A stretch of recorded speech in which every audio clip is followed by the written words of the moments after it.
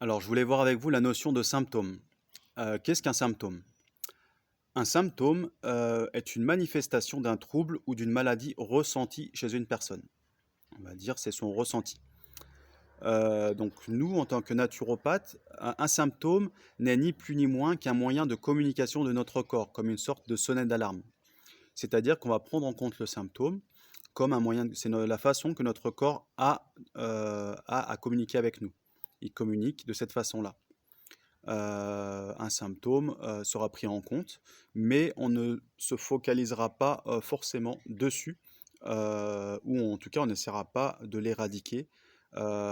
Du coup, éradiquer ce symptôme ou vouloir le rendre muet, c'est se couper de son seul moyen de communication.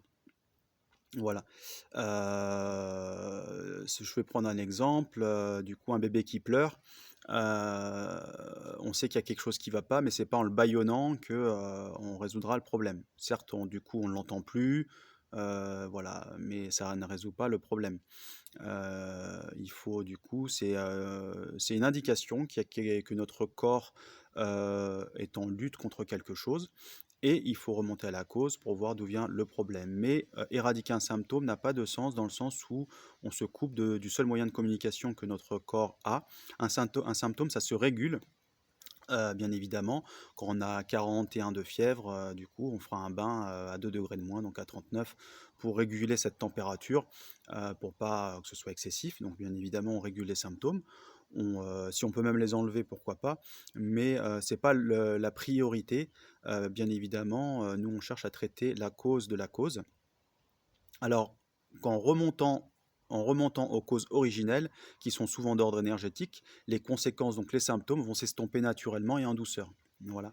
S'attaquer aux symptômes, c'est éliminer les conséquences sans prendre en considération les causes profondes et du coup, on s'expose à des récidives beaucoup plus puissantes. Voilà. Si vous avez une fuite d'eau, par exemple, dans votre installation, est-ce que vous commencez par éponger l'eau, réparer ou couper la source? Donc bien évidemment, on va commencer par couper la source avant d'éponger, puis enfin on va réparer l'installation.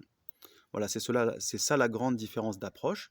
Donc les symptômes dans la naturopathie, bien évidemment qu'on les prend en compte, mais ça ne sera pas notre priorité de les éradiquer.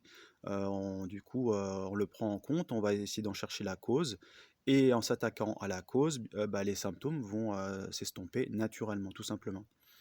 Voilà.